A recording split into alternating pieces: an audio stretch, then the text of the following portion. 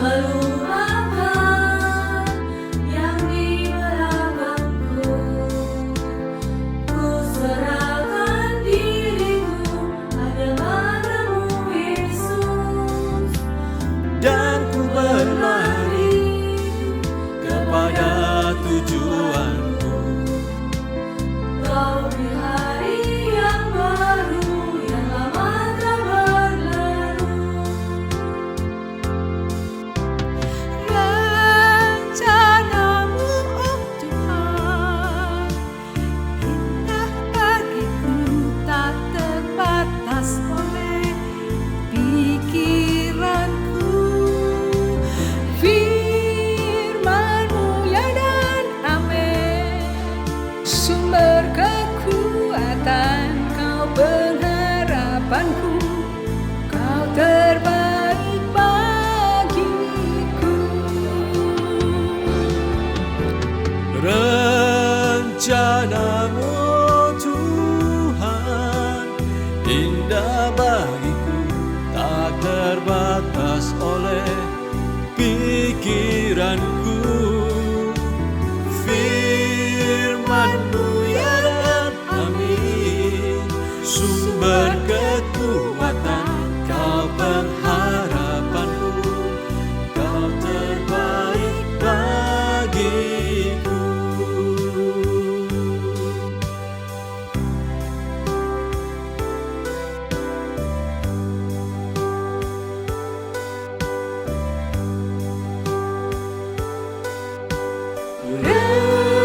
Rencana-Mu, Tuhan, indah bagiku, tak terbatas oleh pikiranku.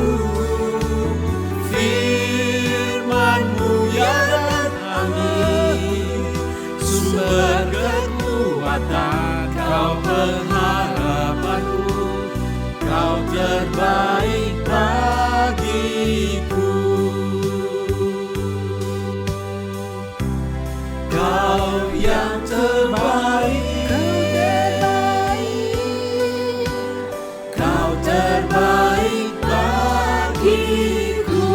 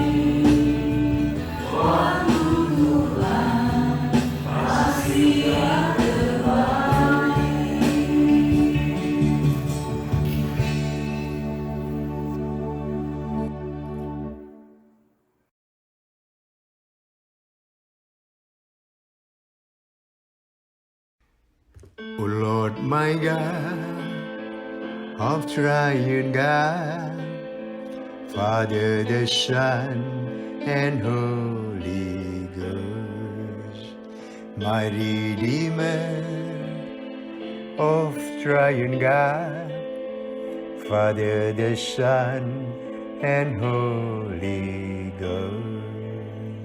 He is the Christ, wonderful Counselor. He is the Christ, the Almighty God. He is the Christ, everlasting Father. He is the Christ and Prince of Peace.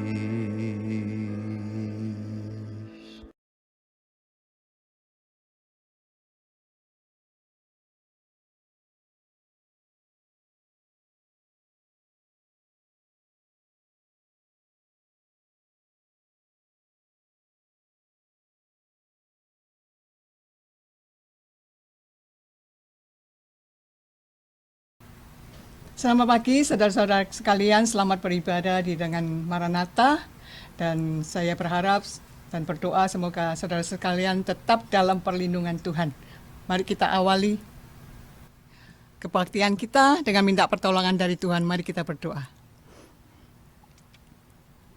Ya Tuhan, Bapa kami dalam surga, terima kasih ya Tuhan atas kasih setiamu. Terima kasih ya Tuhan atas penyertaan-Mu selama seminggu ini ya Tuhan. Buat kesehatan yang Kau berikan kepada kami ya Tuhan. Segala hal yang Kau, segala is a good and perfect gift ya adalah dari Engkau ya Tuhan. Terima kasih ya Tuhan atas pagi ini Kau beri kesempatan kepada kami untuk bisa bersama-sama kembali untuk beribadah ya Tuhan.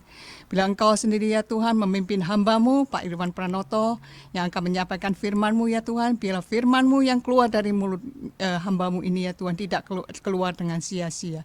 Biarlah Roh Kudus-Mu ya Tuhan yang memenuhi setiap ruangan ini ya Tuhan, dengan setiap orang yang mendengarkan firman Tuhan ya Tuhan. Biarlah setiap hal yang Engkau mau kita dengar ya Tuhan, biar Roh Kudus-Mu ya Tuhan yang bekerja pada setiap kami ya Tuhan. Terima kasih ya Tuhan, kami menyerahkan kebaktian ini dari awal sampai akhirnya hanya di dalam nama Putra-Mu yang Tuhan Yesus Juru Selamat kami yang hidup. Amin.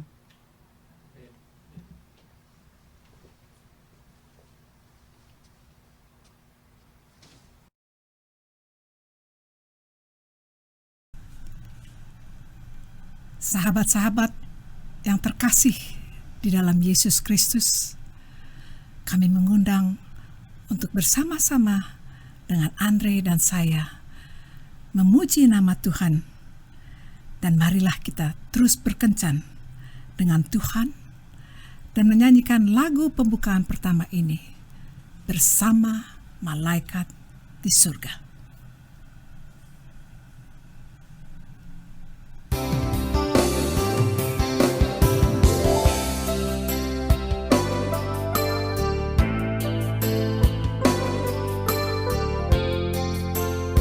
Bersama malaikat di surga, marilah kita bernyanyi. Bersama Malaikat di surga, nyanyikan kidung pujian, bermazmur bagimu, muliakan nama-Mu, Yesus, aku memuji-Mu.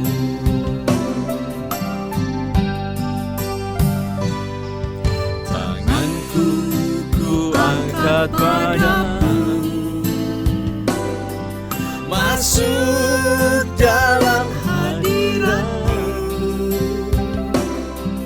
rasakan kasih-Mu, ku jadi milik-Mu, Yesus, aku menyembah. Hosana, Hosana,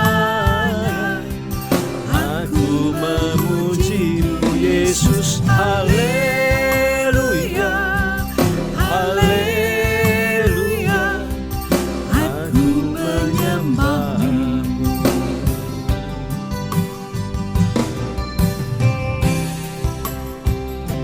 Kiranya kita semua mengalami keindahan dan keajaiban hidup di dalam dan bersama Tuhan. Amin. Tanganku ku angkat padamu, masuk dalam hadirat-Mu, rasakan kasih-Mu, ku jadi milik-Mu, Yesus, aku memuji-Mu. Hosana, Hosana, aku memuji-Mu, Yesus. Haleluya, haleluya, aku menyembah-Mu.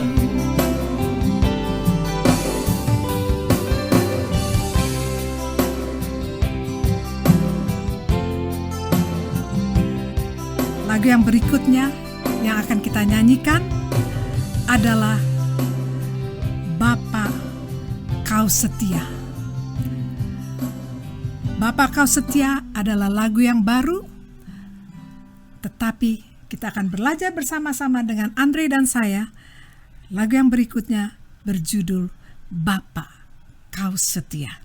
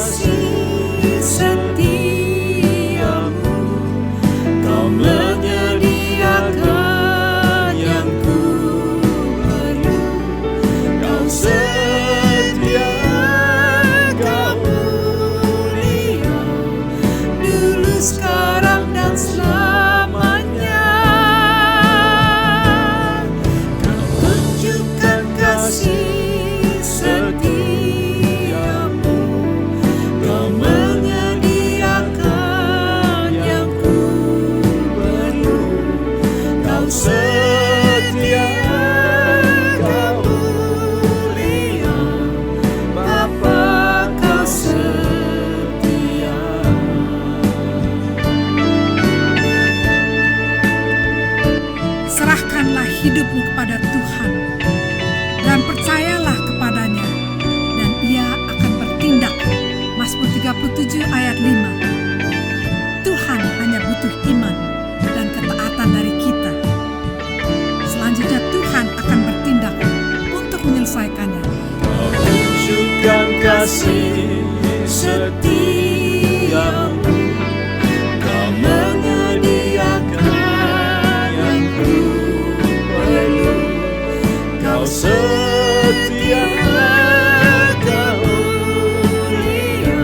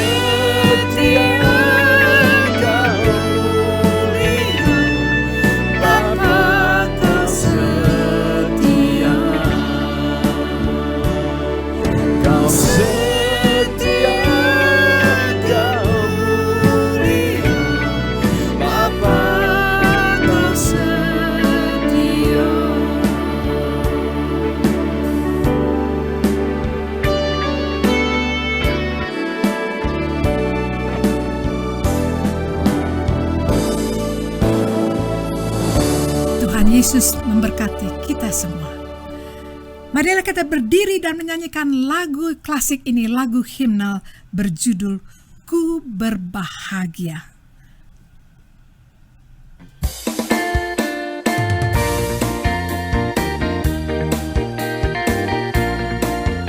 Silakan berdiri saudara-saudara sekalian dan bersemangat menyanyikan Ku Berbahagia.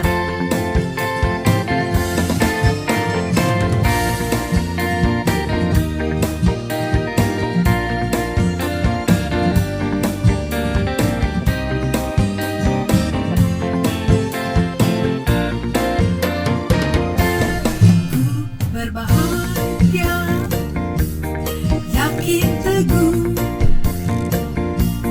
Yesus abadi, kepunyaanku. Aku warisnya, ku ditebus,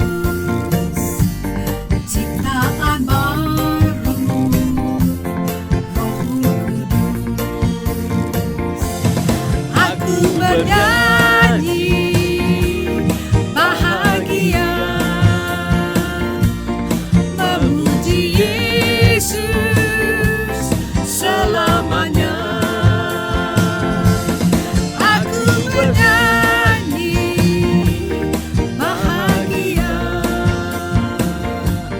memuji Yesus selamanya. Pasrah sempurna, nikmat penuh, suka surgawi melimpahiku. Lagu malaikat amat merdu, kasih dan rahmat besertaku. Aku bernyanyi bahagia, memuji Yesus selamanya. Aku bernyanyi bahagia, memuji Yesus selamanya.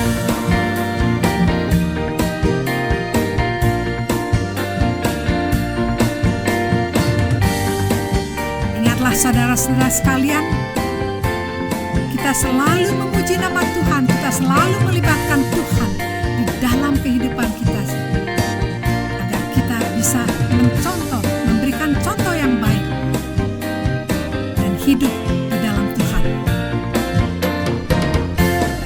Aku serahkan diri penuh dalam Tuhanku, hatiku teduh sambil menyongsong kembalinya. Ku diliputi anugerah. Aku bernyanyi bahagia, memuji Yesus selamanya. Aku bernyanyi bahagia, memuji Yesus selamanya. Aku bernyanyi bahagia, memuji Yesus selamanya. Aku bernyanyi bahagia, memuji Yesus selamanya. Memuji Yesus selamanya. Amin, saudara-saudara sekalian. Lagu yang terakhir sebelum kita masuk mendengarkan khotbah adalah With All I Am.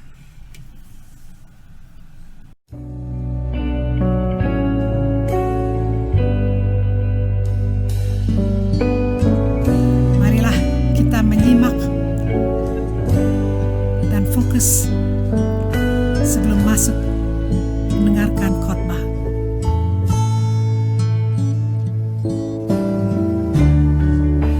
Into your hands I commit again, with all I am for you, Lord.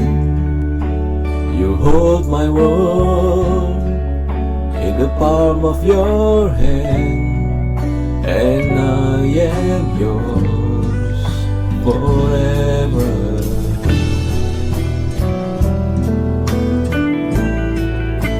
Jesus, I believe in you. Jesus, I belong to you. You're the reason that I live. You're the reason that I sing. With all I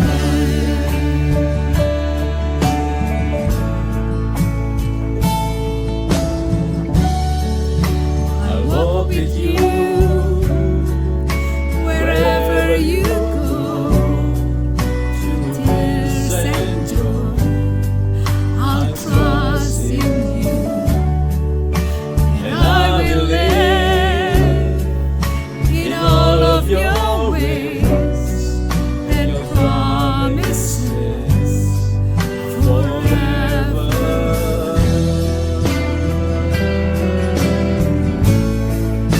Jesus, I believe in you. Jesus, I belong to you. You're the reason that I live. You're the reason that I sing. Jesus, I believe in you. Jesus, I belong to you. You're the reason that I live. You're the reason that I sing. With all I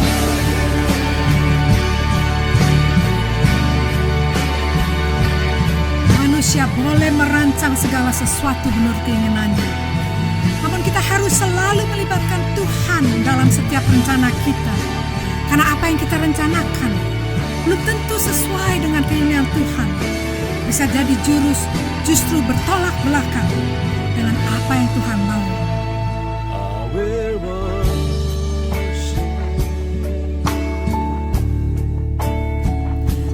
will worship you. I will worship.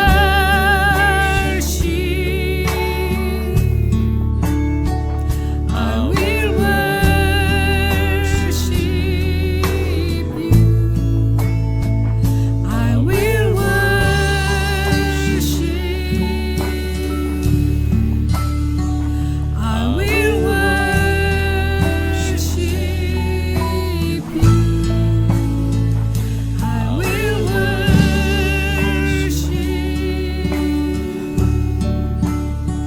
I will worship you.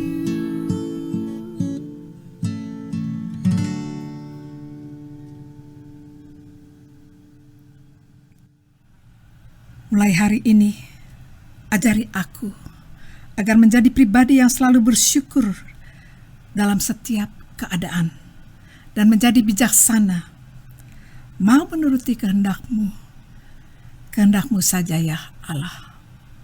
Amin. Marilah kita mendengarkan khotbah yang akan dibawakan oleh Pastor Irwan Pranoto. Saya persilakan.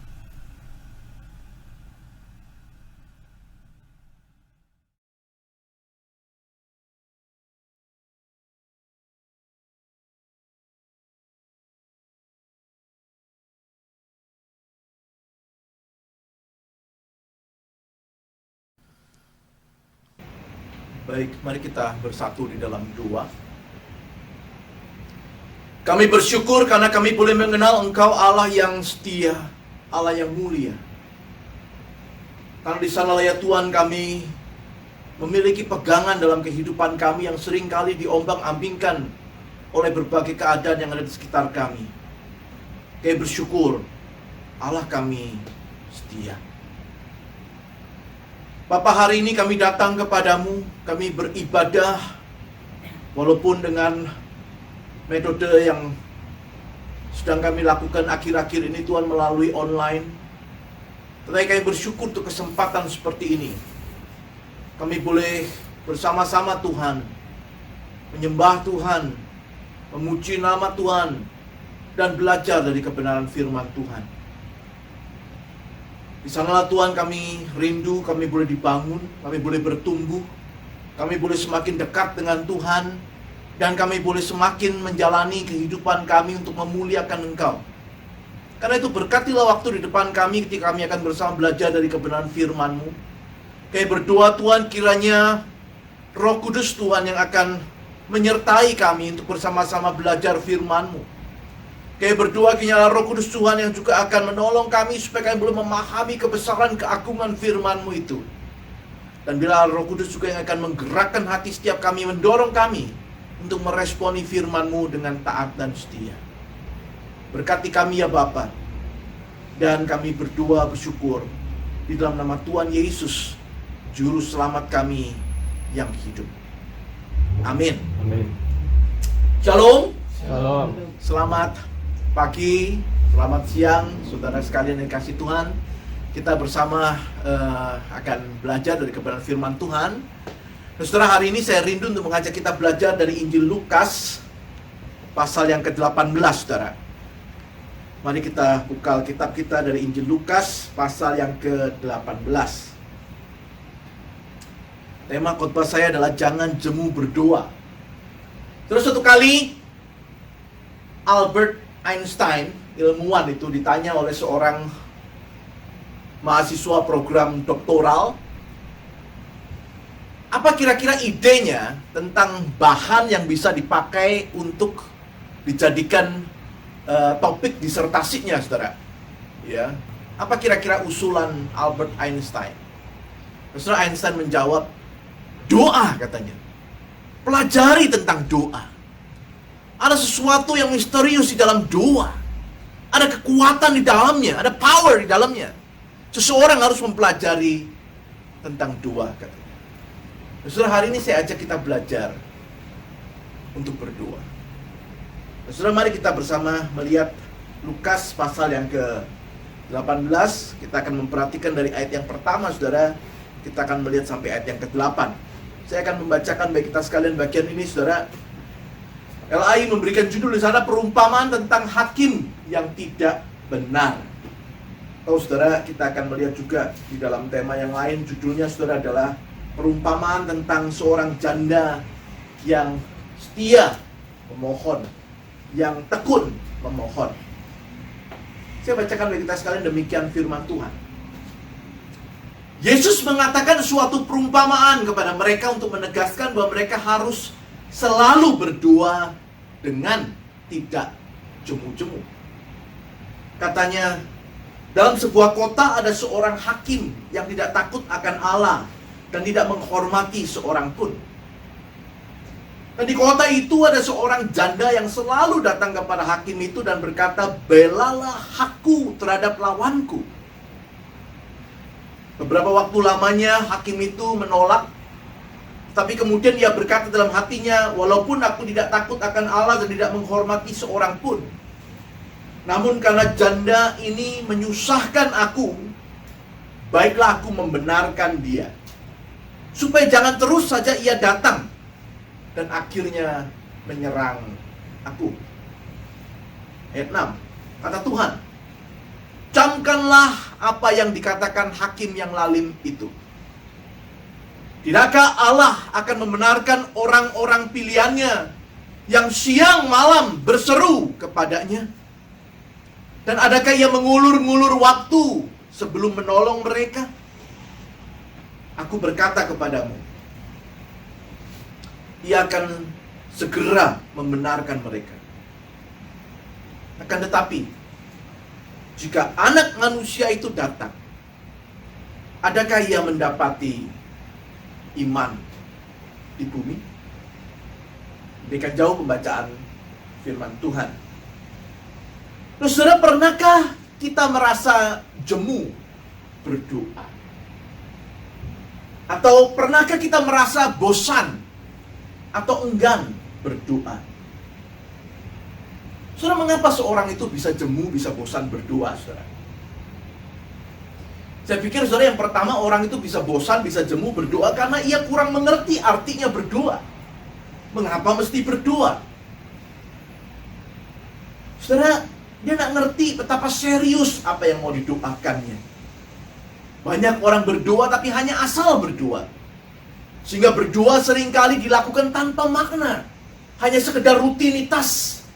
Tidak heran, saudaraku, kalau kemudian orang itu bisa menjadi jemu, bosan berdoa.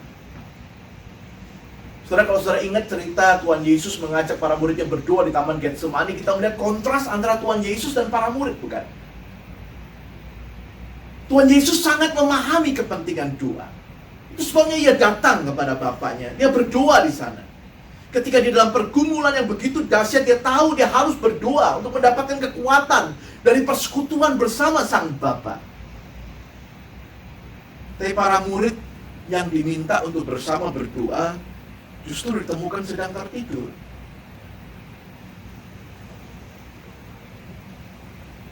Sampai Tuhan Yesus harus beberapa kali membangunkan mereka.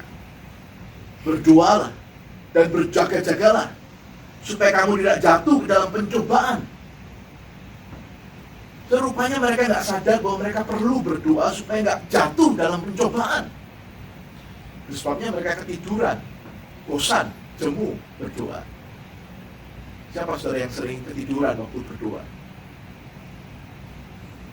Alasan kedua, saudara, kenapa orang sampai bisa jemu, bosan berdoa? Karena ia berdoa, tetapi ia tidak melihat hasil dari yang didoakannya itu.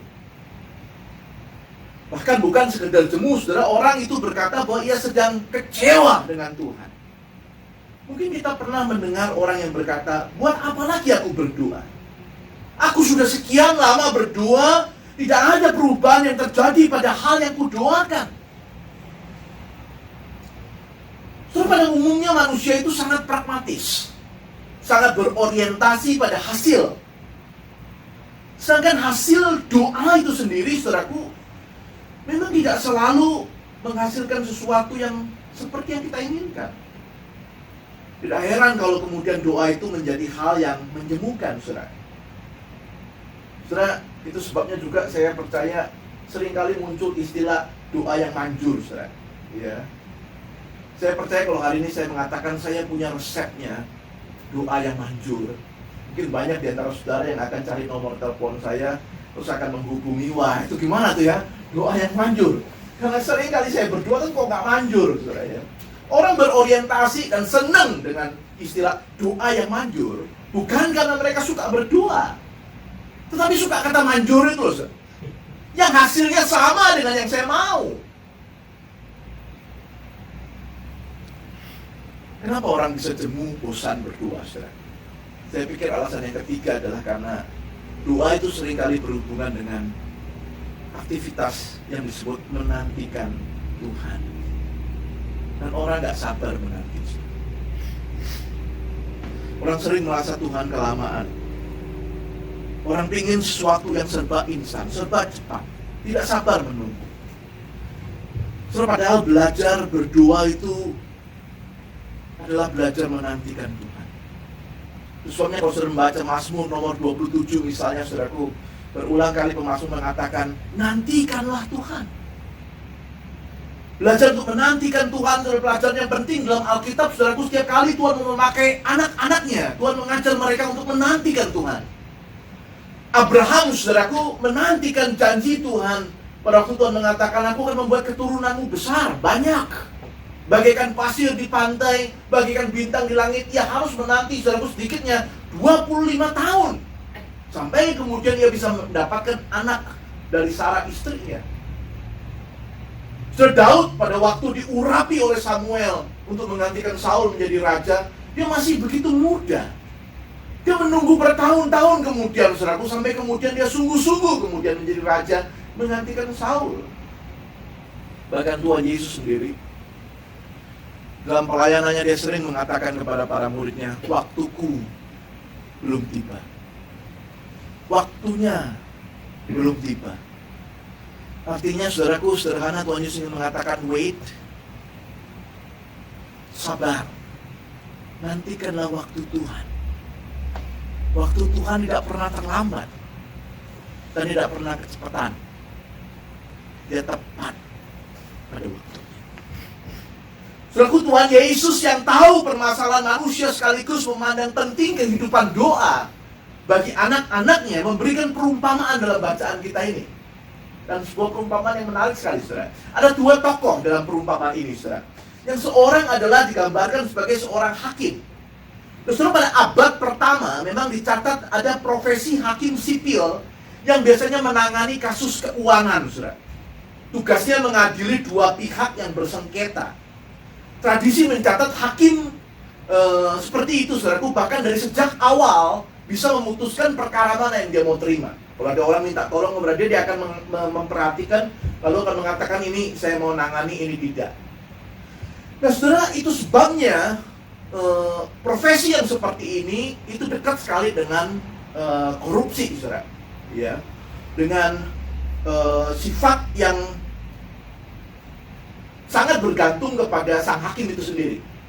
Itu sebabnya berulang kali di dalam cerita ini digambarkan hakim ini punya sifat yang nggak cocok sama profesinya. Dia digambarkan sebagai seorang hakim yang tidak takut akan Tuhan dan tidak menghargai manusia. So, ini gambaran hakim yang digambarkan dalam cerita Tuhan Yesus ini. Dan seorang lagi adalah seorang janda, saudara. Nah, menarik, saudara, kalau saya membaca Injil Lukas. Injil Lukas itu banyak memakai cerita atau figur seorang janda di dalam penuturan Injilnya. Misalnya di awal di pasal 2, saudara akan melihat di sana ada seorang janda bernama Hana yang pada waktu Tuhan Yesus masih berumur 8 hari sudah dibawa ke bait Allah. Hana ini bernubuat tentang bayi Yesus ini yang lahir pada waktu itu bersama dengan Simeon. Di pasal 7 saudara akan melihat ada janda yang baru saja kehilangan anaknya, seorang pemuda di Nain, saudaraku, yang digambarkan kemudian Tuhan Yesus menolong janda itu dan menyembuhkan anaknya. Lalu di pasal 21 misalnya ada persembahan dari seorang janda miskin yang dipuji Tuhan Yesus. Janda ini memberikan dari kekurangannya dan itu begitu berharga bagi Tuhan. Dan di dalam cerita ini, saudara, Tuhan Yesus mengambil figur seorang janda. Saudara, seorang janda pada waktu itu khususnya itu digambarkan sebagai satu figur yang begitu lemah dan tidak berdaya. Pada zaman itu, saudaraku, seorang perempuan itu selalu dianggap warga kelas 2, khususnya di tanah Palestina pada waktu itu. Dia adalah seorang perempuan yang tidak bersuami. Tidak ada laki-laki yang berdiri untuk membela dia. Dan digambarkan janda ini bahkan miskin. Sebuah gambaran, saudaraku, sebuah profil yang menunjukkan dia ini hopeless. Gak ada yang bisa tolong dia. Gak ada yang bisa membela dia. Dan itu membuat figur ini menarik sekali ketika digambarkan di dalam cerita ini, saudara. Nah, apa yang terjadi? Tuhan Yesus bercerita janda ini datang kepada hakim itu dan berkata, belalah hak saya. Serupanya dia punya masalah.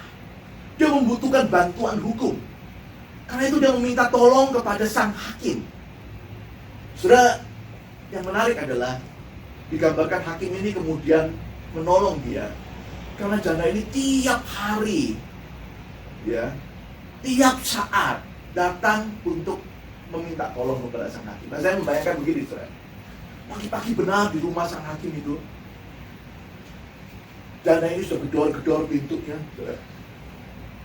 Sang hakim itu diberitahu oleh pelayannya di rumah, Pak, ada seorang janda cari bapak katanya.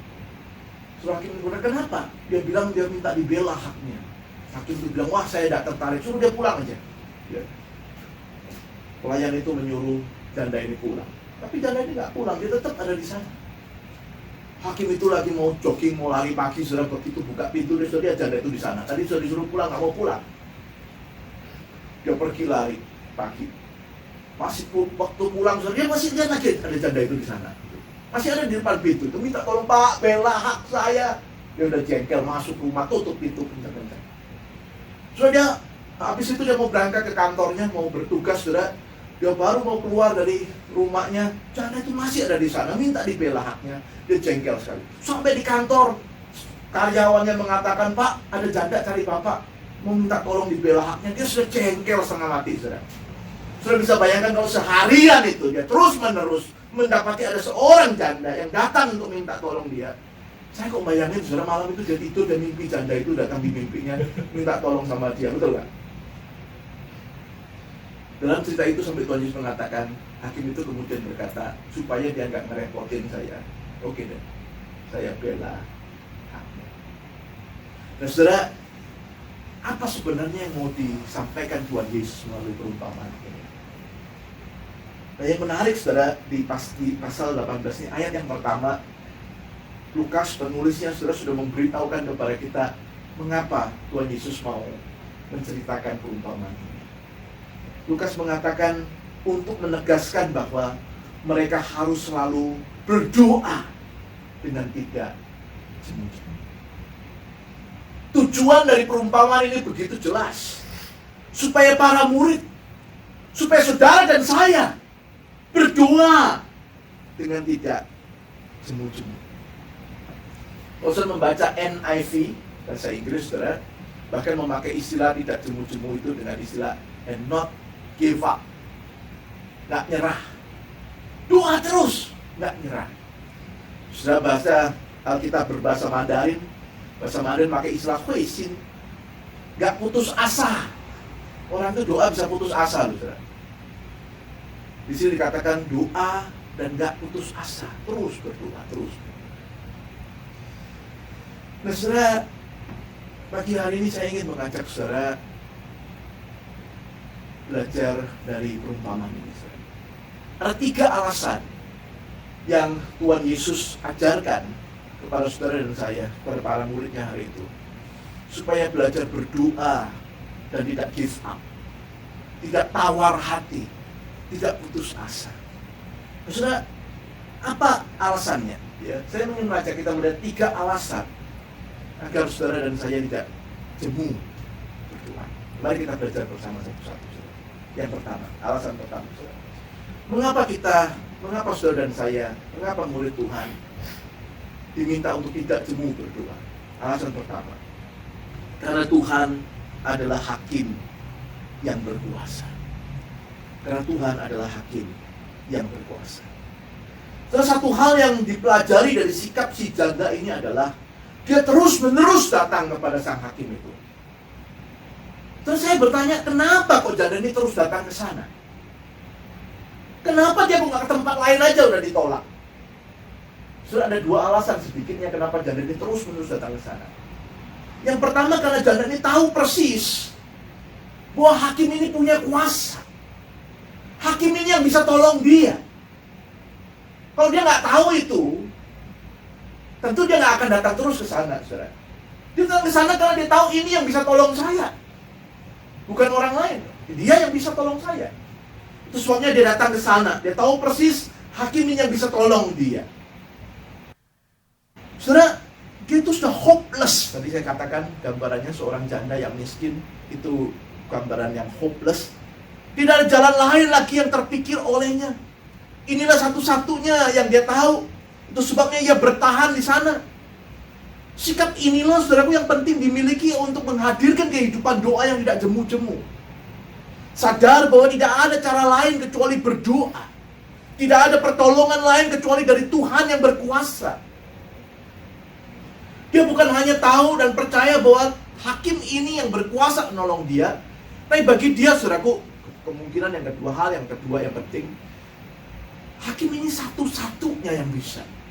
Gak ada yang kedua. Ini penting, saudara.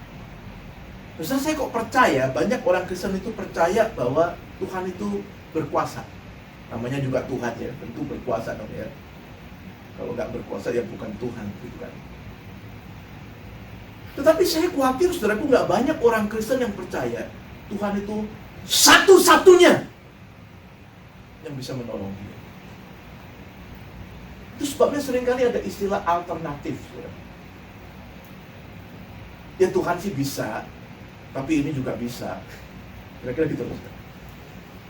Kenapa orang sampai bisa jemu berdoa? Karena dia tahu Tuhan bisa, tapi ini juga bisa.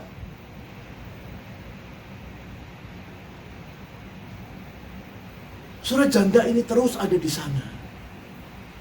Karena dia yakin, dia tahu persis bahwa hakim inilah yang berkuasa dan hanya dia satu-satunya yang di sana. Itu sebabnya saya kira dia nggak mau pergi dari situ. Dia nggak mau beralih kepada alternatif yang lain. Saudara, permisi tanya, berapa banyak dari saudara dan saya hari ini, saudara, yang sungguh-sungguh percaya bahwa Tuhan itu satu-satunya yang punya kuasa, yang bisa menolong saudara dan saya. Sehingga di dalam doa kita nggak ada pilihan yang lain selain mendoakannya, selain datang ke hadapannya, sungguh-sungguh mendoakan setiap pergumulan kita kepadanya. Dijawab ya, ataupun dijawab tidak, ataupun Tuhan diam seakan-akan tidak menjawab kita, tapi kita tahu hanya Dia satu-satunya yang bisa, satu-satunya yang punya kuasa, satu-satunya harapan kita. Saudara, dalam sebuah bukunya yang berjudul Christian Atheist, ya, seorang penulis bernama Craig Groeschel, saudara, ya, menceritakan, dia bilang begini, banyak orang Kristen itu, menarik ya, dia pakai istilah itu ya, banyak orang itu Kristen tapi sebenarnya ateis itu, makanya disebutnya Christian Atheist, saudara, ya. Dia pun dirinya Kristen tapi nggak sungguh-sungguh percaya Tuhan, gitu. Nah, menarik, saudara. Di salah satu chapternya, di salah satu babnya buku itu, dia tuh cerita tentang kehidupan doa, saudara. Nah, di dalam chapter itu dia tuh cerita ilustrasi begini, saudara. Ada seorang pendeta, katanya ya. Pendeta itu mengamati di dekat rumah, di dekat gedung gerejanya itu sedang didirikan sebuah night club, saudara. Nah, pendeta itu khawatir kalau night club ini berdiri, nanti itu bisa mempengaruhi warga jemaatnya itu loh ya, khususnya anak-anak muda. Dia khawatir. Terus soalnya dia kumpulkan jemaat itu, ya. Kita harus berdoa untuk hal ini, katanya ya. Ini night club ini lagi dibangun itu loh ya. Kita harus terus berdoa ya, katanya ya. Hal ini bisa berbahaya, bisa mempengaruhi, katanya ya. Makanya mereka berdoa. Nah, saudara, singkat cerita, beberapa waktu kemudian ya, entah bagaimana, saudara, ceritanya suatu hari itu hujan turun deras sekali ya, disertai dengan petir itu ya, menyambar-nyambar. Nah, terus night club itu yang baru dibangun itu, baru selesai itu, saudara, kesambar petir itu, saudara. Terbakar itu. Terus terbakar habis sampai rata dengan tanah itu. Nah, singkat cerita, pemilik night club yang night clubnya baru jadi terus terbakar habis itu, dengar bahwa di dekat night clubnya itu ada gereja yang sering mendoakan night clubnya itu. Nah, dia nggak terima itu. Karena nggak terima itu dia perkarakan itu, dia sue gereja itu ke pengadilan karena kok doain night clubnya salah apa kok didoain sampai akhirnya terbakar habis. Nah, ceritanya, saudara, ini Craig ini menceritakan hari itu di pengadilan itu, hakim itu mengadili itu, saudara, ya. Pendetanya dikasih kesempatan untuk membela diri ya. Pendetanya berkata begini ya, kami mengakui ya, kami memang berdoa buat night club itu ya, sejak waktu dibangun itu, katanya. Tetapi kami kira kami nggak boleh dipersoalkan gitu ya, kami nggak boleh dituntut itu ya, karena kami juga nggak kepikir hal seperti ini bisa terjadi ya. Kok bisa itu loh, ini kan sambar petir terus kebakar sampai habis, katanya ya. Saudara, terus hakim yang memimpin sidang itu, setelah mendengar semua yang disampaikan oleh dua belah pihak ya, mengomentari begini. Dia berkata begini, hari ini saya mendengarkan atau menghadapi kasus yang paling unik sepanjang karir saya menjadi hakim, katanya. Di hadapan saya berdiri seorang pendeta ya, yang kurang percaya kuasa doa, dan seorang pemilik night club yang sangat percaya kuasa doa, katanya. Aneh, katanya ya, aneh sekali, sambil tersenyum. Saudara, waktu baca cerita ini ya, saya juga jadi bertanya-tanya, saudara. Berapa banyak orang Kristen yang masih percaya kuasa doa? Kita berdoa ya, ini COVID bisa berlalu, ini orang supaya enggak ini, supaya enggak itu, ya kita terus berdoa macam-macam ya yang kita doakan.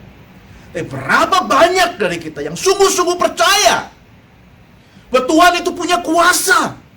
Bahkan dia satu-satunya yang punya kuasa, yang bisa menolong saudara dan saya. Saudara, kalau kita nggak percaya, itu sebabnya kita jemu berdoa. Kalau kita nggak percaya bahwa dia satu-satunya yang bisa, itu sebabnya kita jarang mau sungguh-sungguh dengan serius berdoa kepadanya. Saudara, Mazmur 121 ayat yang pertama sampai ayat yang ketiga, Pemazmur itu mengatakan dalam perjalanan ziarahnya, saudara, setiap kali mereka itu berjalan menuju ke Yerusalem, menuju ke Sion itu, mereka melihat gunung-gunung yang ada di sekitar mereka, saudaraku, yang menjulang tinggi itu. Pemazmur berkata demikian, aku melayangkan mataku ke gunung-gunung dan bertanya, dari manakah akan datang pertolonganku? Saudara, dengan gemetar mereka berkata, pertolonganku ialah dari Tuhan yang menjadikan langit dan bumi. Ia tidak akan membiarkan kakiku goyah. Penjagaku tidak akan terlelap. Sungguhnya tidak terlelap dan tidak tertidur penjaga Israel. Tuhanlah penjagaku, Tuhanlah naunganku di sebelah tangan kanan. Jemaat yang dikasihi Tuhan, percayakah saudara, Tuhan itu satu-satunya yang punya kuasa untuk menolong kehidupan saudara dan saya? Itu sebabnya jangan jemu. Nantikan dia. Berharaplah hanya kepadanya, karena hanya dia yang bisa menolong saudara dan saya. Yang kedua, saudara, mengapa kita jangan jemu berdoa? Alasan yang kedua adalah karena Tuhan itu adalah Bapa yang baik. Ya, bukan hanya hakim yang berkuasa, dia juga adalah Bapa yang baik. Sudah menarik sekali di ayat yang ke-6 dan ke-7, Tuhan Yesus mengatakan demikian. Camkanlah apa yang dikatakan hakim yang lalim itu. Tidakkah Allah akan membenarkan orang-orang pilihan yang siang malam berseru kepadanya? Dan adakah ia mengulur-ngulur waktu sebelum menolong mereka? Sudah jelas Tuhan Yesus bukan sedang menyamakan Allah dengan hakim yang lalim itu. Enggak. Surah hakim itu sudah dikasih nama, namanya lalim. Bukan marganya lim ya. Namanya lalim itu. Maksudnya sifatnya itu lalim. Yang sangat berbeda dengan Tuhan. Lalim itu dalam bahasa Inggris ditulisnya unjust. Sedangkan Tuhan kita tuh maha adil, maha benar. Jadi bukan sedang disamakan, tapi sedang dikontraskan. Seakan-akan Tuhan Yesus ingin mengatakan begini, ini loh hakim ini, hakim yang lalim ini, akhirnya karena bohwat, ya, dia tolong janda ini. Tetapi Tuhanmu bukan begitu. Tuhanmu bukan hakim yang lalim. Tuhanmu maha adil, maha benar. Dia mengasihi engkau, dia adalah Bapa yang mengasihi engkau. Dia gak mungkin menahan-nahan. Dia gak mungkin mengulur-ngulur waktu. Dia gak mungkin membiarkan anaknya bergumul sendiri. Saudara, kalimat yang sama dikatakan oleh Paulus di dalam Roma pasal yang ke-8 ayat yang ke-32, ketika Paulus mengatakan, dia telah mengaruniakan, menyerahkan anaknya bagimu mati di kayu salib. Masakan dia menahan-nahan, tidak memberikan yang terbaik bagimu? Saudara, sifat hakim itu jelas bukan sifat Allah. Dari awal sudah dikatakan hakim itu tidak takut akan Tuhan. Hakim itu awalnya tidak mau menolong, mengulur-ngulur, jelas karena kelalimannya. Kalau dia hakim yang adil, yang benar, dia tidak akan demikian. Berbeda sekali dengan Tuhan kita. Dia adalah Bapa yang mengasihi saudara dan saya. Tuhan Yesus dalam Matius pasal yang ke-7, saudaraku, mengatakan demikian. Bapa manakah yang memberikan kepada anaknya batu ketika anaknya meminta roti? Atau memberikan kepada anaknya ular ketika anaknya itu meminta ikan. Lalu Tuhan Yesus berkata demikian, jikalau kamu yang jahat tahu memberi yang baik kepada anak-anakmu, apalagi Bapamu yang di surga. He know exactly what is the best for you and me. Amin. Dia tahu persis. Cuman seringkali yang namanya the best itu berbeda dengan yang kita pikirkan. Gak sama dengan yang kita minta. Tapi percayalah dia tahu persis yang terbaik. Berdoa tidak jemu bukan supaya Tuhan itu ingat. Tuhan itu gak pernah lupa. Pemazmur dari mengatakan tidak terlelap dia. Dia bukan Allah yang pikun. Ayo kita doa tiap hari, kita ngomongkan tiap hari supaya dia ingat. Tuh, dia nggak pernah lupa kok dia supaya ingat. Ya, bukan itu. Bukan supaya Tuhan terharu. Kok orang ini tekun banget ya? Kok terus-terus datang ya? Karena sejak dari awal doamu, dia yang baik itu sudah rindu untuk menolongmu. Bahkan sebelum doa itu dinaikkan, dia tahu persis apa yang kita butuhkan, apa yang kita perlukan. Bukan supaya itu membuat dia terharu, saudaraku. Kita datang terus kepada Tuhan karena kita tahu Tuhan senang pada waktu anak-anaknya itu datang seperti seorang anak yang datang kepada papanya, yang menceritakan segala isi hatinya. Tuhan menyukai persekutuan itu, saudara. Karena dia mengasihi saudara dan saya.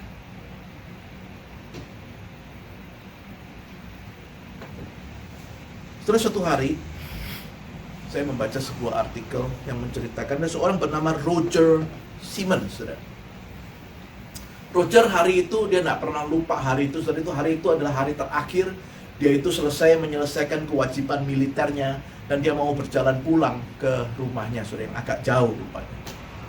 Nah hari itu siang dia itu ada di pinggir jalan, saudara, bawa ransel yang berat itu, siang hari yang panas. Dia lagi berharap ada mobil yang lewat supaya dia itu bisa numpang tuh, saudara, karena rumahnya sangat jauh. Nah, saudara, tapi rupanya dia sudah tunggu lama. Hari itu rada sepi gitu loh, jarang mobil lewat itu. Tunggu lagi.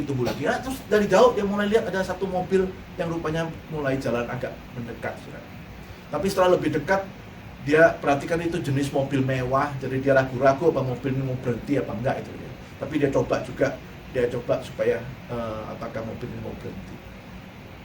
Di luar dugaan, saudara, mobil ini meminggirkan mobilnya, orang yang ada di dalam mobil itu lalu berhenti.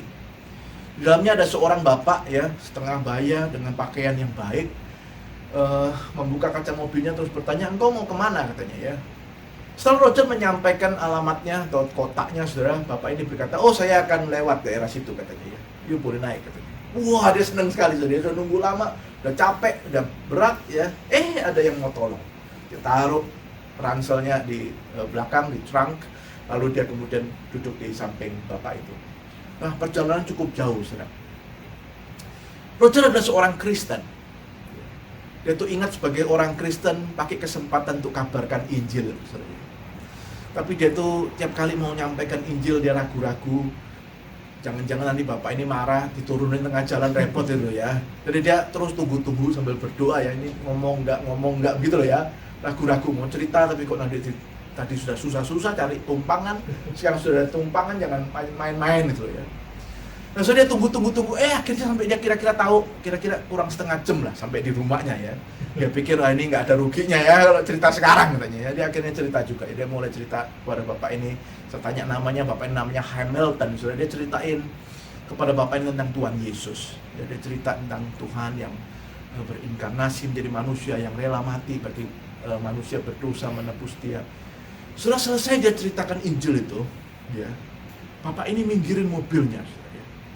Dalam hati Roger langsung berkata, nah tuh kan ya, suruh turun ya, untung nggak jauh nih ya, katanya ya.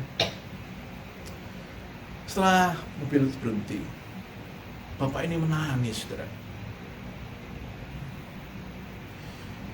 Sambil menangis itu dia berkata kepada Roger, apa yang kau sampaikan itu adalah berita terindah yang belum pernah saya dengar dalam kehidupan saya, katanya.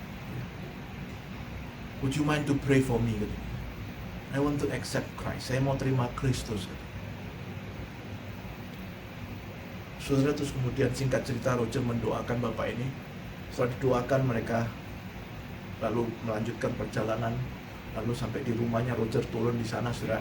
Sebelum turun, bapak ini bahkan sempat kasihin kartu sama dia, mengatakan begini, ini alamat saya katanya. Kalau ada kesempatan lagi main di kota saya, silakan mampir katanya, cari saya. Terus dia tinggalkan. Terus bapak ini melanjutkan perjalanan. Sudah singkat cerita 5 tahun kemudian, ya, Roger sudah membangun rumah tangga, sudah membuka usaha, saudara.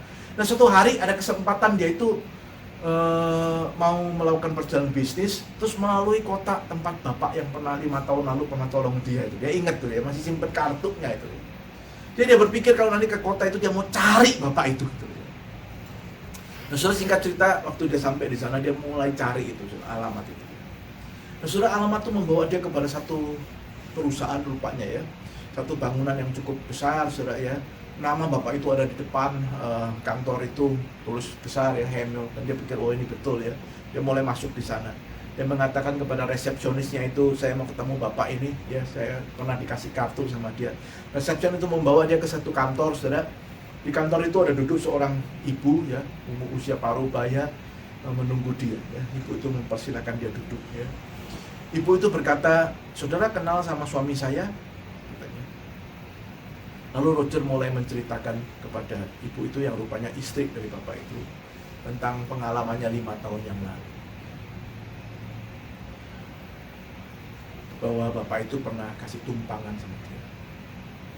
Lalu ibu itu mengatakan, oh rupanya engkaulah orang terakhir yang ditemui oleh suami saya.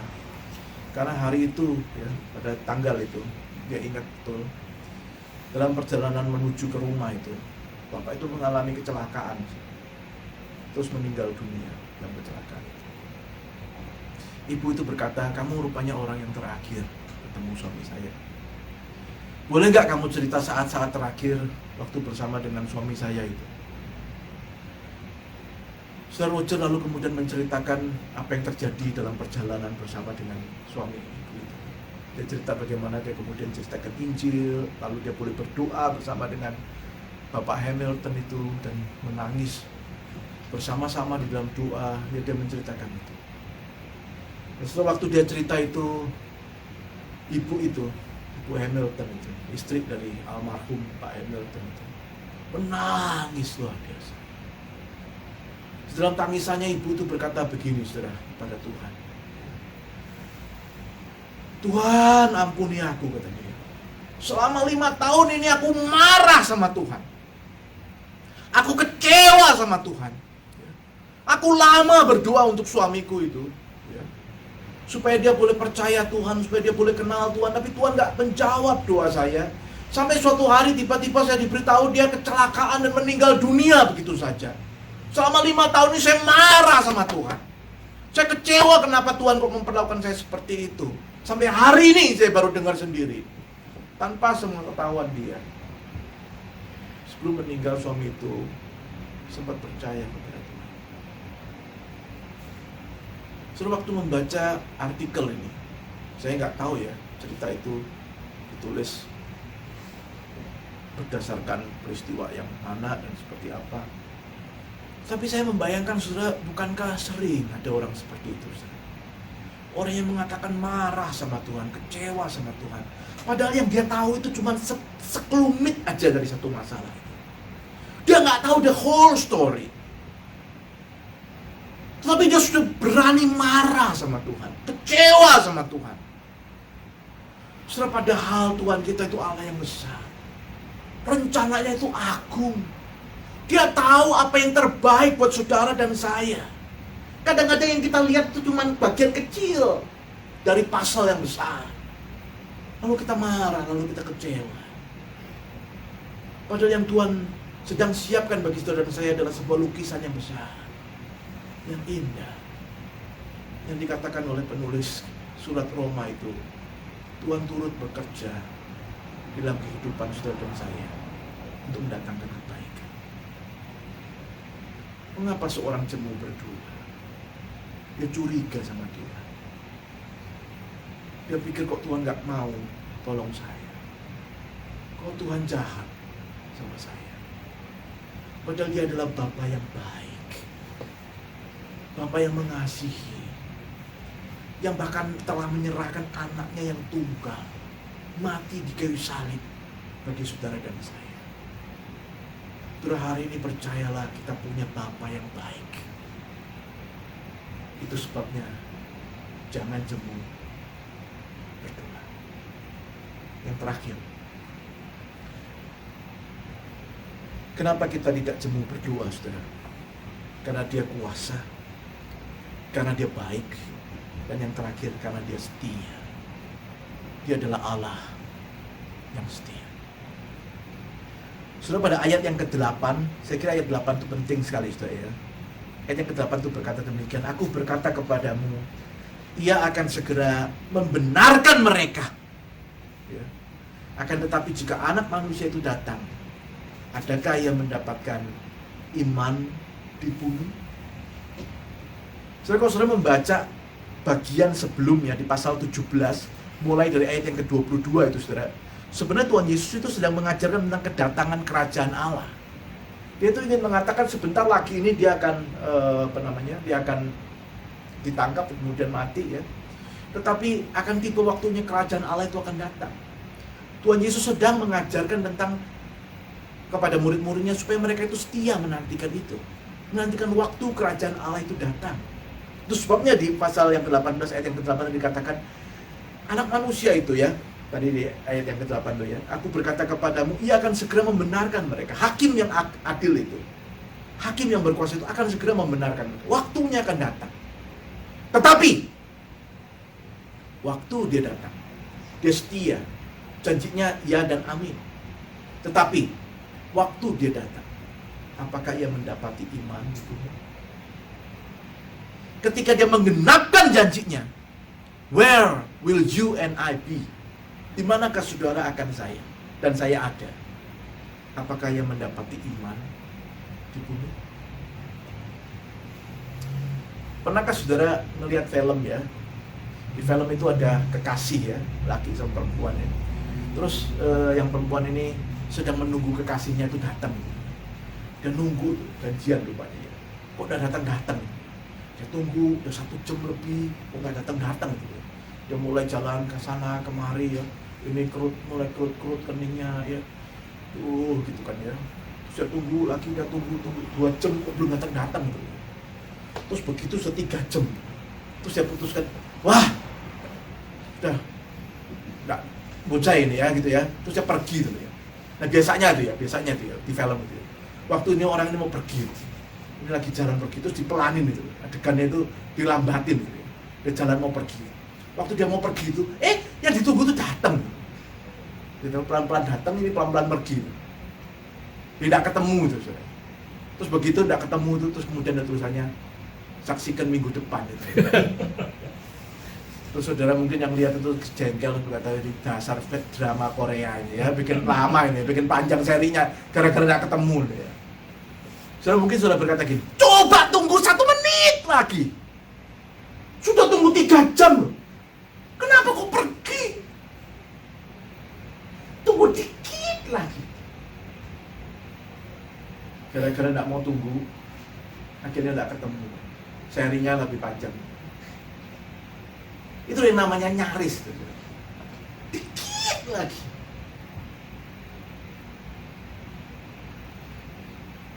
Saya dalam menantikan Tuhan. Berapa serius kita menanti? Dia pasti datang. Dia pasti menggenapi janjinya. Tapi waktu dia menggenapi janjinya itu, di manakah saudara dan saya? Apa kita sedang menantikan? Seorang tokoh gereja saudara bernama John Wesley, ya, very popular ya. Dia kemudian orang menemukan di dalam agendanya itu ya, di dalam diary-nya itu ya, ada sebuah catatan pelayanannya. Nah, salah satu yang menarik di bagian catatan pelayanannya itu ada tulisan begini, saudara. Ya, ada itinerary pelayanannya ya, ada jadwal pelayanannya, ada tulisan begini, ya. Sunday morning ya, hari Minggu pagi tanggal 5 Mei katanya ya. berkhotbah di Saint Anne's, ya, gereja Saint Anne's. Diusir dan disuruh jangan kembali lagi gitu. Terus Sunday afternoon, ya, malam gitu ya, sore itu ya, dia khotbah di Saint John's, ya, gereja Saint John's. Majelisnya berkata, pergi dan jangan pernah pulang balik lagi sini, ya, katanya ya. Diusir lagi, ya, dia khotbah diusir terus. Mei tanggal 12 ya, berkhotbah di Saint Jude katanya ya, juga nggak bisa kembali lagi ke sana. Sorenya khotbah di Saint George ya, diusir juga ya. Tanggal 19 Mei ya, berkhotbah di gereja yang lain lagi ya. Majelisnya langsung rapat dan memutuskan tidak mau undang dia lagi ya. Tanggal 19 khotbah lagi di pinggir jalan ya, diusir sama orang di pinggir jalan ya. Tanggal 26 Mei khotbah lagi di satu lapangan luas ya, diusir lagi ya, sehingga nggak bisa lagi lakukan khotbah di sana. Tanggal 2 Juni khotbah lagi di pinggir kota ya, di pinggiran kota ya, diusir lagi supaya jangan pernah khotbah lagi di sana. Tanggal 2 Juni sore hari berkhotbah di lapangan rumput yang luas. 10.000 orang datang untuk mendengar khotbah. Di akhir diary itu dia tulis begini, "Don't give up. The answer may be just around the corner."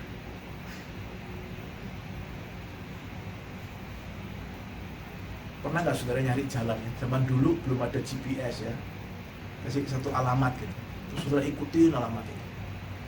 Tapi kok sepi jalannya, kayaknya nggak ada tanda-tanda ada tempat itu, rumah itu ada di sana. Terus saudara ngikutin terus ya, nggak ada tanda-tanda itu ya. Saudara ragu-ragu ini bener apa enggak gitu. Tapi jalan sepi, nggak ada yang bisa ditanya ya. Nggak ada GPS, zaman masih nggak ada GPS, nggak ada yang ditanya. Sepi, ini benar apa enggak, tapi terus lurus saja. Setiap kali ada tikungan, saya mikir, nah ini mungkin ya, habis tikungan ini sampai ini. Tapi tiap kali nikung, cuma jalan lurus lagi gitu ya. Jalan lurus lagi. Sampai suatu titik ya. Saudara putuskan, kayaknya salah ini. Terus putar balik. Bisa nggak saudara bayangkan itu ya? Waktu mikir salah, terus putar balik. Kalimat ini maksudnya adalah, don't give up. The answer may be just around the corner. Padahal pas tikungan berikutnya itu. Tapi give up. Give up itu artinya nyerah. Terus meninggalkan semua yang sudah dikerjakan itu. Brothers and sisters in Christ, don't give up. He is faithful. Dia setia. Dia pasti mengenapkan janjinya. Pertanyaannya, waktu dia mengenapkan janjinya, di manakah saudara dan saya? Apakah dia mendapati iman di bumi? Gereja ini namanya Maranatha. Bulan lalu saya baru pertama kali dengar lagu Maranatha dinyanyikan itu. Artinya gereja ini kira-kira yang memberi nama atau yang pendirinya atau yang mengadakannya, yang memilih nama itu, merindukan gereja ini boleh menjadi murid-murid Tuhan yang menantikan kedatangan Tuhan yang kedua kali. Dan kita semua mestinya punya iman itu, saudara. Menantikan Kristus datang kembali. Dia pasti datang. Dia segera datang. But the question is, pertanyaannya, waktu dia datang nanti, apakah dia mendapati saudara dan saya punya iman yang setia, yang berdoa, menantikan dia. Kiranya Tuhan memberkati saudara, memberkati gerejanya. Amin. Mari kita berdoa.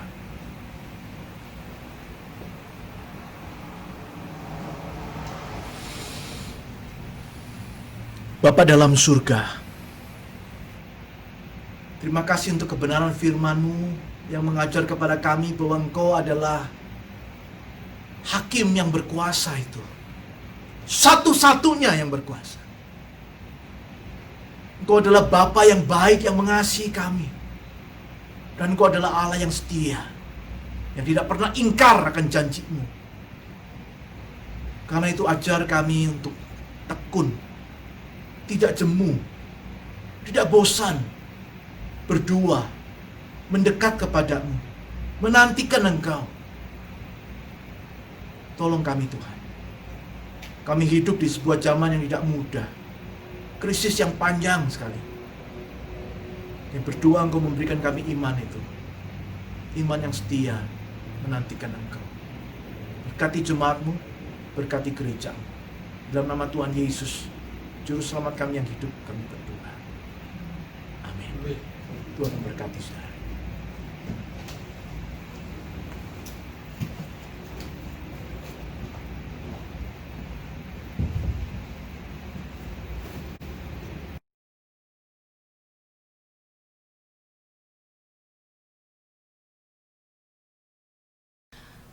Terima kasih Pak Irwan yang sudah menyampaikan firman-Nya.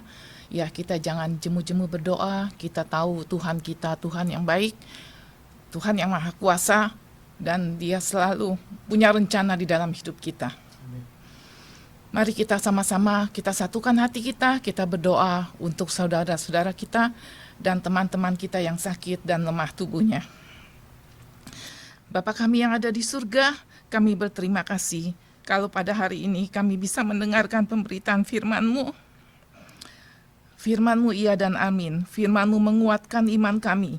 Kami juga percaya Engkau mendengar doa-doa kami. Saat ini Tuhan, kami mohon jamahan-Mu untuk Cilusi. Sempurnakan kesembuhan matanya Tuhan, agar matanya bisa melihat kembali. Juga kesembuhan untuk Ko Yakobus, papinya Feby, dan Ko Handi. Tuhan, tolong sembuhkan anak-anak-Mu ini dari penyakitnya masing-masing. Untuk Ciliani dan Ko Yongki, Tuhan sempurnakan kesembuhannya.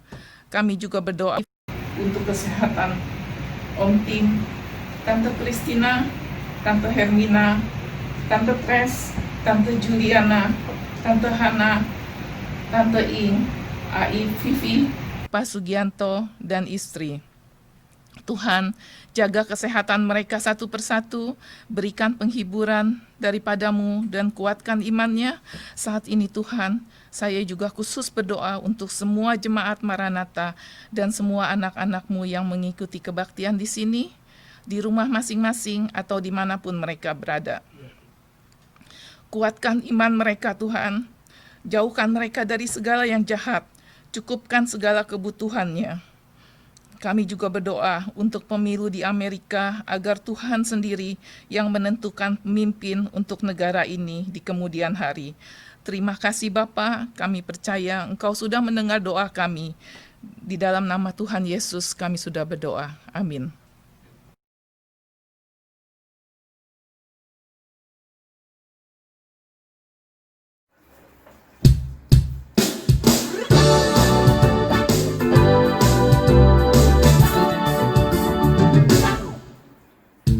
Maranatha, Maranatha, Tuhan datanglah. Persiapkanlah dirimu, Sambut kedatangannya. Maranatha, Maranatha, Kristus datanglah. hari itu Hari yang termulia. haleluya Tuhan datanglah. Dalam kemuliaannya bersama para tebusan. Sambutlah segala suka dan bahasa, nyanyi sembah sang Raja, ya Yesus. Maranatha datanglah. Haleluya Tuhan datanglah.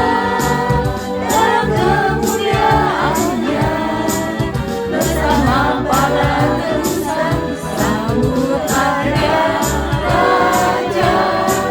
Segala suku kaum dan bahasa, nyanyi sembah sang Raja, ya Yesus. Maranatha datanglah. Ya Yesus, Maranatha datanglah.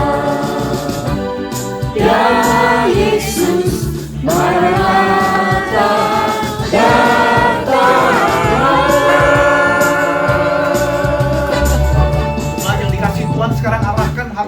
kepada Dia, Hakim yang kuasa, Bapa yang baik, dan Allah yang setia itu, dan terimalah berkat yang daripadanya. Kiranya Tuhan memberkati engkau dan melindungi engkau. Kiranya Tuhan menyinari engkau dengan wajah-Nya dan memberi engkau kasih karunia. Kiranya Tuhan menghadapkan wajah-Nya kepadamu dan memberi engkau damai sejahtera yang melampaui segala akal, mulai hari ini sampai selama-lamanya. Amin. Amin.